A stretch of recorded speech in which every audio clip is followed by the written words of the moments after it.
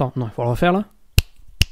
Yo, salut les collectionneurs de lingettes de bébé. Aujourd'hui, ça y est, c'est la confirmation de ce que j'avais prédit, que j'avais annoncé depuis plusieurs jours déjà, c'est que WrestleMania 36, les 4 et 5 avril 2020, rentrera dans l'histoire pour de sombres raisons. Et ces sombres raisons, c'est que il sera enregistré à différents endroits sur 2 jours, mercredi et jeudi, de la semaine prochaine. Vous connaissez maintenant la chanson. Si cette vidéo vous plaît, attendez de la regarder jusqu'à la fin pour savoir si elle vous plaît. N'hésitez pas à vous abonner en cliquant ici et en cliquant sur la petite cloche pour recevoir les notifications dès que je mets une nouvelle vidéo. N'hésitez pas aussi à balancer tous vos commentaires, comme ça on peut discuter ensemble. Et on va voir dans cette vidéo, on va se lancer dans le vif du sujet dans quelques instants. On va voir que le maintien de WrestleMania et l'enregistrement de WrestleMania mercredi et jeudi de la semaine prochaine est révélateur non pas peut-être d'une obstination de la part de Vince McMahon, mais surtout, ça va être, c'est quelque chose de symptomatique qui révèle que la WWE, une fois de plus et encore plus que jamais, est totalement déconnectée du monde réel et qu'elle est devenue quasiment incapable de s'adapter au fonctionnement du monde réel dans lequel on est obligé de vivre et ça sert à rien, comment dirais-je, de faire semblant parce que ça déshumanise la WWE et tôt ou tard, ça va leur retomber dessus.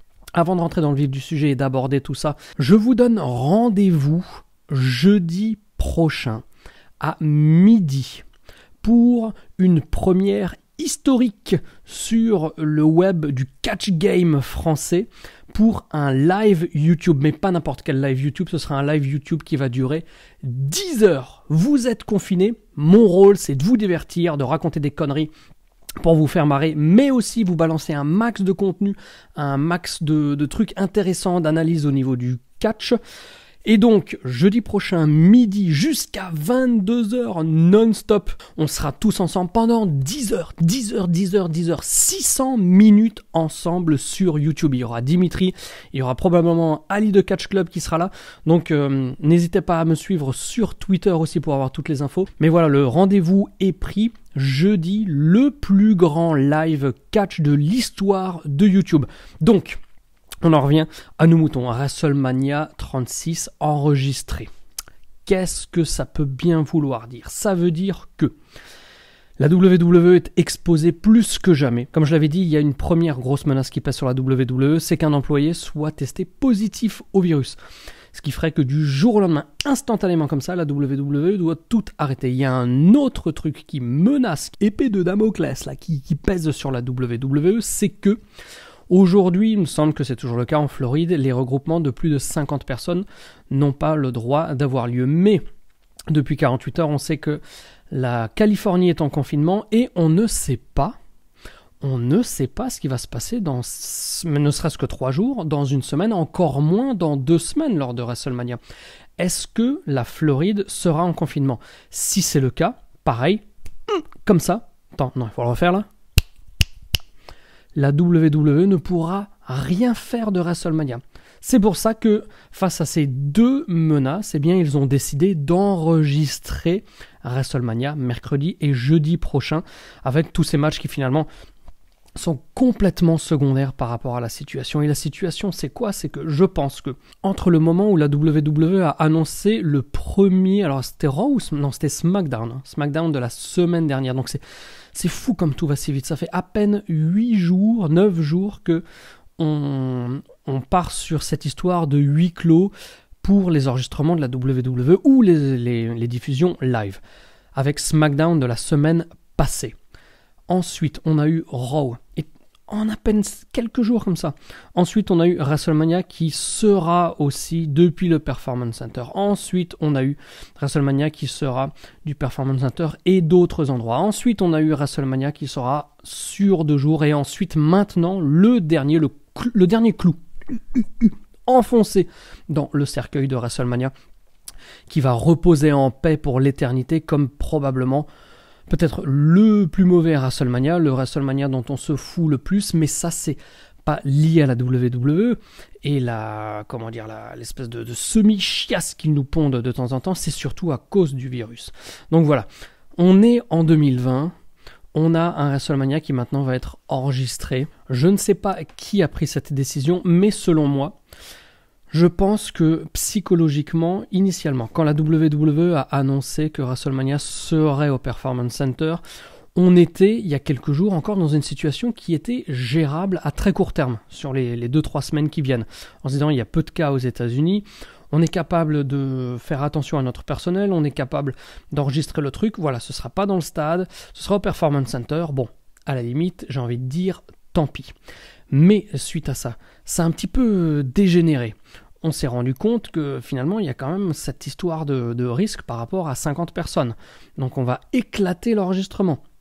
Et là, on s'est dit, bon, est-ce que c'est la bonne décision? Et le problème, c'est peut-être, comme vous l'avez très justement dit dans certains de vos commentaires, le problème, c'est peut-être l'ego de Vince McMahon qui, comment dirais-je, entre guillemets, refuse d'admettre que peut-être il s'était trompé. Moi, j'ai fait une vidéo, je ne suis pas Vince McMahon, mais j'ai fait une vidéo en me disant que le catch dans des salles vides, c'est impossible, impensable, insupportable, irregardable, tous les adjectifs que vous voulez.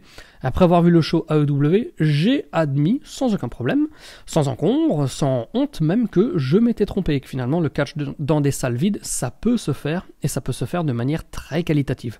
Je pense pas que Vince McMahon ait tout son environnement, qui d'ailleurs a, d'après ce qu'on en dit, un petit peu peur de lui dire la vérité et ce qu'il pense réellement de ses décisions ou de ses avis, eh bien je pense qu'ils se sont tout simplement entêtés, jour après jour, dans cette décision qui avait été prise auparavant et qui, de jour en jour, devenait complètement désuète, quoi. Il y avait aucune raison d'essayer de rester, de s'entêter, de continuer là comme ça, s'enfoncer pour essayer de mettre en application cette idée. Cette idée, ok. D'ailleurs, je l'avais même moi-même défendue et dans la vidéo d'hier, je vous expliquais pourquoi j'avais tort, pardon. Lapsus. Je l'avais défendu en me disant, bon, ça peut se comprendre, etc. Mais à mesure que les jours passent, à mesure que les heures passent même, il y a des nouveaux éléments à prendre en considération. Et là, on est arrivé vraiment au point de rupture. Comment dire? Non, pas le point de rupture, point de non-retour. Où vraiment, il y a trop de trucs qui pèsent en défaveur du maintien de WrestleMania, et ce, quelle que soit la manière dont il va être diffusé, enregistré. On est tellement là dans l'emmerde épidémique qu'il faut oublier toutes les idées, toutes les opinions qu'on avait hier, avant-hier, il y a 5 jours, une semaine, 2 semaines, parce que tout est rasé tous les matins avec de nouvelles données. Il aurait fallu vraiment le reporter, ça n'aurait rien changé. Là, le catch, le divertissement, les films, tout ce qui se passe, c'est tellement devenu secondaire qu'il faut arrêter de penser que la WWE est encore aujourd'hui investie d'une mission qui va transcender le monde en entier. C'est absolument plus le cas. Là, cette histoire malheureuse, horrible de virus transcende tout. Et ce que je reproche à la WWE aussi, c'est de continuer. J'ai pas regardé le show en entier, je vous l'avoue, j'ai regardé pas mal d'extraits, cela dit, de SmackDown. Et une fois de plus, on a vraiment ce sentiment, et c'est peut-être pour ça que, d'une certaine manière, il continue à pousser cette idée de vraiment maintenir la diffusion de WrestleMania, c'est que la WWE vit dans une bulle, une petite bulle comme ça, dans laquelle il n'y a que la WWE qui existe. Alors en temps normal, c'est bien, parce que ça permet de créer la force de la marque WWE. D'ailleurs, les gens qui vont à WrestleMania pour la marque WrestleMania, pour la marque WWE, mais pas forcément pour les matchs qui vont avoir lieu. Tellement ils ont réussi, grâce à cette petite bulle en temps normal, à créer quelque chose de surpuissant à l'échelle mondiale. Mais quand on est face à une situation telle qu'elle est aujourd'hui, le fait que la WWE, Raw, SmackDown, tout ça, continue à construire ces shows, à les monter, à les produire, à faire des promos, à faire des structures de match qui sont des copier-coller de situations normales. Eh bien, Vince McMahon et tout le personnel de la WWE, qui ne sont finalement que des exécutants de ses volontés, et là-dessus il n'y a aucun mal, exposent de plus en plus le fossé qui sépare le monde réel de la WWE. La WWE, c'est un monde à part. Certes, il n'y a pas de souci. Mais quand on est vraiment retranché, quand on est au pied du mur, face à une crise mondiale qui touche tout le monde, sans exception, sans la moindre exception, de continuer à procéder de cette manière, eh bien ça montre qu'on est... Là, on n'est plus dans la démarche, entre guillemets, marketing, où on va essayer de de renforcer et de perpétuer l'image WWE, là, on se montre sous son vrai jour, presque, j'ai envie de dire. Sous son vrai jour, un jour qui nous montre voilà, qu'il y a un fossé, qu'il y a une incompréhension, une inadaptabilité à prendre des décisions qui sont pour le bien commun et non pas pour le bien de la WWE qui ne sert finalement qu'à perpétuer ce que l'on construit de manière générale et continue depuis, on va dire, 1985 ou 1993, suivant les points référents que l'on utilise, tantôt que ce soit WrestleMania 1 qui a eu lieu le 31 mars 85, ou le premier Monday Night Raw, c'était, là aussi, si ma mémoire ne me fait pas défaut, le 11 janvier 93, 18 janvier 93, 11 janvier. Donc tout ça pour dire qu'au-delà du problème, entre guillemets, de la diffusion de WrestleMania, enregistrée, etc., d'ailleurs, d'ici l'enregistrement, croyez-moi les amis, il est encore possible que, chaque vidéo je le dis, mais parce que c'est capital, et c'est pour ça que, en ayant compris ça, en ayant intégré ce risque et cette information, je pense que ça fait déjà plusieurs jours que Vince McMahon aurait dû revenir sur sa décision.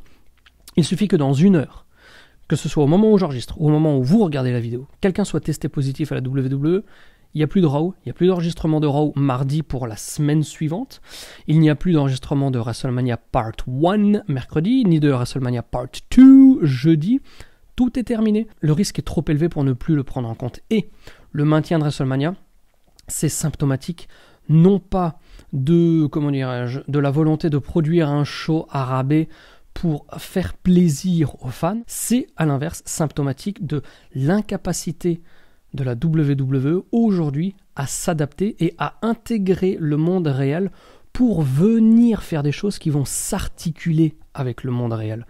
Et c'est pour ça aussi qu'il y a ce côté vachement, fake, qui est de plus en plus présent. On déshumanise le produit pour que les catcheurs ne soient plus que des pions et des exécutants au service d'une marque. Comme on va dire le rayon surgelé, le rayon légumes, le rayon fruits, le rayon céréales, sont des petits pions qui font la marque Auchan, Carrefour, supermarché. Vous voyez ce que je veux dire ?